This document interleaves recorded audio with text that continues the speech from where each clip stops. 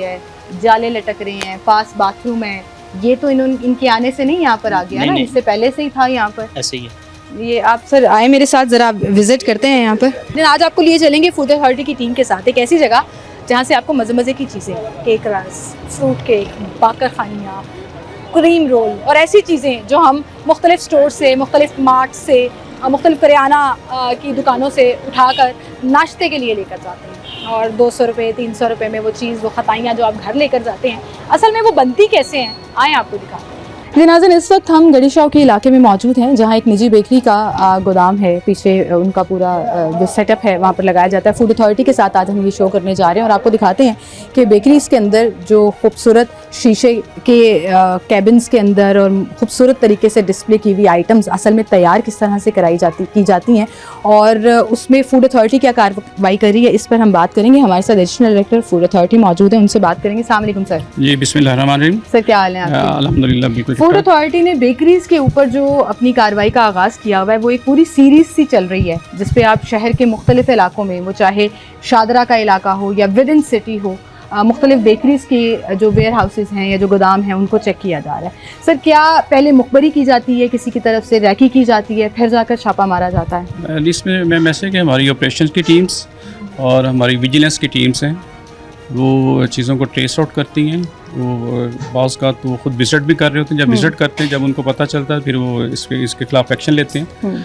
और इसके अलावा हमारी जो विजिलेंस टीम्स हैं वो डोर टू डोर विज़िट कर रही होती हैं और जब किसी वो शॉप से या किसी चीज़ से जगह से कोई चीज़ ख़रीदी जाती है, अगर वो क्वालिटी वाइज सही नहीं होती फिर उसकी हम एक ट्रेसेबिलिटी बनाते हैं, वहाँ से स्टॉल लेते हैं, पूरा चेन बनता है, फिर हम उस यूनिट पे पहुंचते हैं। अब देखिए आप ये यूनिट ऐसे एरिया में है, बिल्कुल ये कंजेस्टेड सा एरिया है, बंद सा एरिया है, रेजिडेंशियल एरिया में वैसे भी नहीं ये बनाया जा सकता प्रोडक्शन यूनिट। इन्होंने एक प्रोडक्शन यूनिट बनाया और ये सारे शहर को सप्लाई कर रहे हैं, स्पेशली खासतौर पे जो करियाना स्टोर्स हैं या लोकल शॉप्स हैं उन पे इनको सप्लाई किया जाता है। अच्छा, ये ओवरऑल डिफरेंट जगहों पे, किसी एक आउटलेट का प्रोडक्शन हाउस नहीं है और बाहर जो है वो मदरसे का पूरा उन्होंने एडवर्टाइजमेंट की हुई है कि ये एक मदरसा, ताकि किसी को पता ना लगे। तो इलीगल एक्टिविटी तो यहीं से स्टार्ट हो गई। तो आए सर, चलते हैं हम यहाँ पर कि क्या सूरत हाल। जी नाज़रीन, हम इस वक्त ये एक प्रोडक्शन यूनिट में आ गए हैं जो प्रोडक्शन यूनिट कम और कबाड़ खाना ज़्यादा लग रहा है, क्योंकि यहाँ पर आप देखें कि गंदगी के ढेर तो आते साथ ही भट्टू साहब नज़र आना शुरू हो गए। जी बिल्कुल, देखिए आप ये बिल्कुल इंट्रेंस पे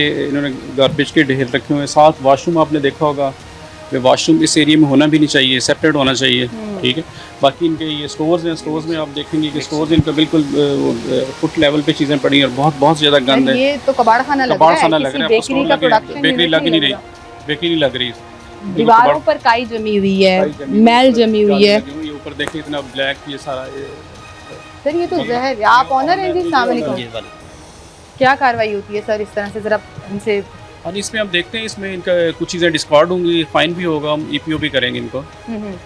ये आप बेकरी आइटम्स बना रहे हैं या जहर तैयार कर रहे हैं? इस कदर गंदगी का आलम है कि कोई हाइजीन का ख्याल नहीं रखा, कोई कुछ नहीं है। मैडम अभी हम काम कर रहे थे, सर ने बोला कि आपने ये कोई चीज़ नहीं हटानी नहीं है, ज़रा ओपन होंगी तो इन पे मक्खियाँ बैठेंगी। सफाई वगैरह, दीवारों के ऊपर जो उल्ली लगी हुई है, जाले लटक रहे हैं, पास बाथरूम है, ये तो इनके आने से नहीं यहाँ पर आ गया ना, इससे पहले से ही था यहाँ पर। ऐसे ही है। ये आप सर आए मेरे साथ, ज़रा विजिट करते हैं यहाँ पर। इधर से स्टार्ट करते हैं, चलें जी यहाँ से स्टार्ट कर लेते हैं। ये इनका वेयर हाउस टाइप एक एरिया। अस्सलाम वालेकुम सर।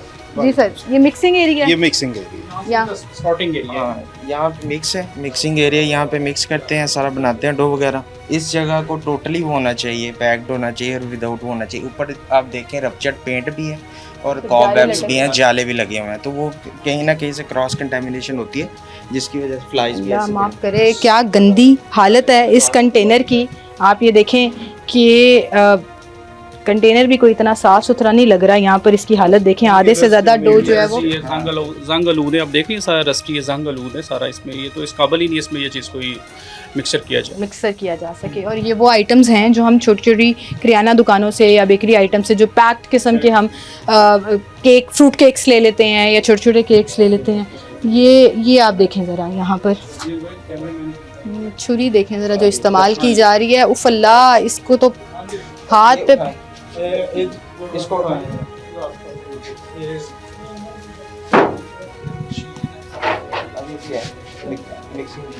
ये भी मिक्सिंग मशीन है, ये भी मिक्सिंग मशीन। जहर मिक्स किया जाता है इसके अंदर। आप ये देखें जी कि ये मिक्सिंग मशीन है विद द कलर, जो इसके ऊपर पूरा ये ऐड किया जाएगा। बटू साहब, ये मिक्सिंग एरिया कम और वो एरिया ज़्यादा लग रहा है कि जितनी गंदगी आप इसके अंदर मिला सकते हैं, जितनी मैल इसमें घुसा सकते हैं, जितने कीड़े मकोड़े हशरात, पता नहीं यहाँ पर क्या क्या फिर रहा होगा, नीचे मक्खियों का ढेर जी नजर आ मैम, रहा यहाँ पे आपने मकसद ये चूहा का रोडेंट भी है यहाँ पे, उनके भी हिफाजत यहाँ पे होगी। और इसके अलावा मक्खियाँ आप देख रही, बाकी इनका कोई पेंट नहीं है, कोई जाले वैसे के वैसे जाले लगे होंगे। और आगे ये पोजीशन देखें, इनकी ऑयल लगा हुआ है साथ दीवारों के साथ। टेक्निकली ये स्टेनलेस स्टील होना चाहिए, क्लीन होना चाहिए।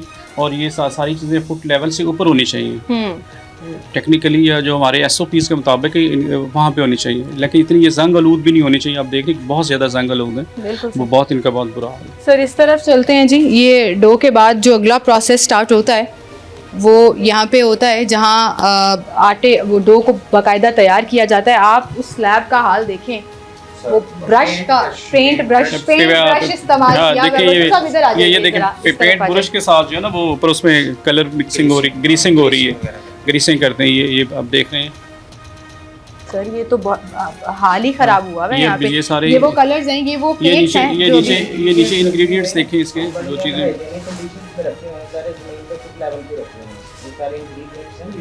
मैं दावे के साथ कह सकती हूँ इसका इनके जो ऑनर है ना, ये अपने घर नहीं लेकर जाते होंगे यहाँ से जो चीजें तैयार होते होंगे।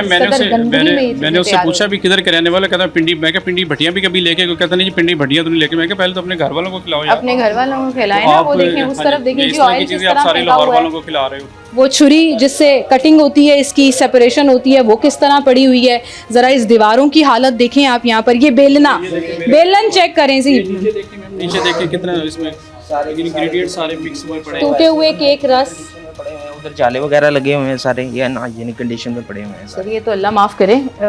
वाकई में फिर जो हमारे हॉस्पिटल्स का हाल होता है, जो प्रॉब्लम्स आती हैं मैदे की। अब आप इस मशीन का ही हाल देख लें कि जब ख़रीदी होगी किसी अच्छी खासी हालत में ही होगी ये, और आज उसका हाल देखें कि ये सफाई करना गवारा नहीं करते इनके। अब कहता है इनकी ट्रेनिंग होती है, इन्होंने ना ट्रेनिंग के लिए ना इनकी बाकायदा मेडिकल टेस्ट वगैरह होते हैं। लास्ट टाइम इनको 5 साल पहले इनके मेडिकल टेस्ट, उसके बाद मेडिकल भी नहीं करवाया। अच्छा, इन्होंने मेडिकल भी नहीं करवाया। सही है। और आप ये देखें, गन भी बीच में है, स्मोकिंग भी बीच में हो रहा है। सूटे वाले केक रस खाएं जी आप। सिगरेट की ऐश गिरे हुए फ्रूट केक्स जो हैं वो आपको बेकरीज में, जो लोकल बेकरीज में आपको मिलते हैं, करियाना स्टोरों में मिलते हैं, वो खाएं जी आप। लाहौरियों को लिटरली 10-10 रुपए के नाम पर, 15-15 रुपए के नाम पर ये जो केक रस है वो जहर है। इससे बेहतर आप ना खाएं, इससे बेहतर आप मत लें, क्योंकि ये जो हालत हमें नज़र आ रही है ये सिर्फ दिल ख़राब करने वाली है। बहरहाल एक छोटी सी ब्रेक लेते हैं, दोबारा हाजिर हों।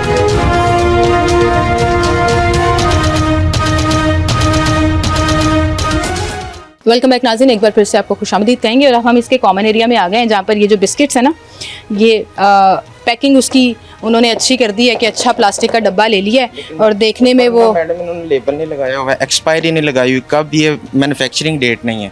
इसके बाद इसके ट्रेस नहीं कर सकते। जो सर इसकी मैन्युफैक्चरिंग डेट नहीं होनी, इसकी एक्सपायरी डेट ही होनी। क्योंकि जो हालात हमने देख लिए ना, जिस तरह से ये बनता है, बट सब सही कह रही है, इसके ऊपर ना सिर्फ एक्सपायरी डेट वाला स्टिकर लगना चाहिए। ये तो काबिल इस्तेमाल है ही नहीं मैम, जिस माहौल में या जिस एनवायरनमेंट में ये तैयार हो रहे हैं। ये मतलब आप देखें कि डब्बा, मैं वही कह रही थी, डब्बा उन्होंने अच्छा ले लिया है, थोड़ा सा मिल्की और एक्सपेंसिव लगे ताकि ये डब्बा महंगा बिके। सर ये कितने का बिकता है मार्केट में, कितने का देते हैं आप? ये हमें 180 रुपए का। 180 रुपए का? हाँ, ये आपको मुफ्त में भी कोई आप देना किसी को तो नहीं लेना चाहिए। जो हालात हम अंदर देखा है, चूहों में, छिपकलियों में, खुदा का खौफ होना चाहिए सर आप लोगों को। सबसे पहले तो लाहौरियों की तरफ से मैं अपना फीडबैक ये दे रही हूँ, कानूनी जो कार्रवाई होगी वो तो होगी। वो खुद एडमिट कर रहा है कि ये माहौल ठीक नहीं है, इस तरह की चीजें नहीं होनी चाहिए, लेकिन इसके बावजूद आप कर रहे हो। या फिर ये तो आप कितने डब्बे बना बेचते हैं इस तरह के? कितने डब्बे रोज के आप निकलते हैं? 30-40 बनाते हैं। 30-40 बेचते हैं। कहाँ देते हैं? कौन कौन से एरिया? हमारी दुकानों पे, किराने की दुकानें हैं। कौन से एरिया में, कहाँ पर? ऐसे ही सर गली शो में जो सेलमैन लेके जाते हैं, हम नहीं लेके जाते। अच्छा, वो खुद लेके जाते हैं? जो मोटरसाइकिल वो आपसे यहाँ पे आके ले जाते हैं। और ये दुकान पे कितने का बेचते होंगे? ये 10 रुपए का तकरीबन। 10 रुपए का कोई नहीं रखता सर, 10 रुपए वाला जमाना नहीं रहा। 10 रुपए का एक बिस्किट होगा। नहीं, 10 रुपए का एक बिस्किट 10 रुपए का? हाँ जी, हाँ जी, हाँ जी।